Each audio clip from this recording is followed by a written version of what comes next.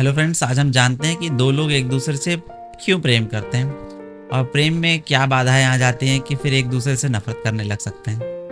दो लोग एक दूसरे से उनके गुणों से प्रेम करते हैं।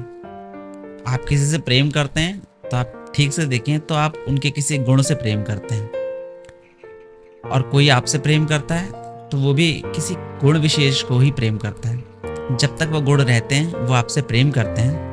जब वो गुण कम होने लगता है तो प्रेम कम हो जाता है। जब वो गुण खत्म हो जाता है तो प्रेम भी खत्म हो जाता है। ये सब कुछ ऐसा है जैसे आप अपने फ़ोन से प्यार करते हैं, पसंद करते हैं, और फ़ोन जब तक वर्क करता है आप उसे रखते हैं। जब उसका गुण खत्म हो जाता है तो आप उसे ट्रैश कर देते हैं, डिस्पोज कर देते हैं। तो अगर आपको पहचानना है कि कोई आपसे क्यों प्रेम करता है, आप थोड़ा सा ध्यान करें उस बात पर कि कोई आपसे क्यों प्रेम करता है। वो किसी खास गुण से आपके प्रेम करता है।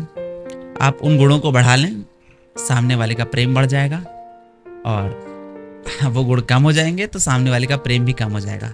आप इसे आजमा कर देखें। रिश्तों के बिगड़ने की वजह भी यही गुण होते हैं। कई किसी गुण के विशेष के कारण किसी ने आपसे प्रेम किया। लव मैरिज में अक्सर हो जाता है कि किसी गुण विशेष के कारण दो लोग एक दूसरे से प्रेम करने लग जाते हैं। जब वो गुण कम होने लग जाते हैं शादी के बाद, तो एक दूसरे से प्रेम भी कम होने लग जाता है। और जब वो गुण खत्म हो जाते हैं तो प्रेम भी खत्म होने लग जाता है। आपको बस ये देखना है कि सामने वाला आपसे क्यों प्रेम करता है, उसका वो आपके किस गुण से प्रेम करता है। बस आपको उन गुणों पर ध्यान देना है, उन गुणों को बढ़ा लेना है। आप फिर से वही पाएंगे जो पहले था।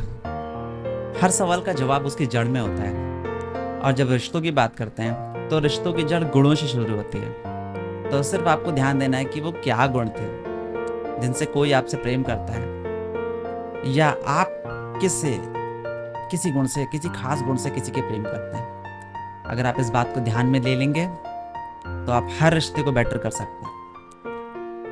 अगली बार हम बात करेंगे मन, बुद्धि और अहंकार के ऊपर। Thank you.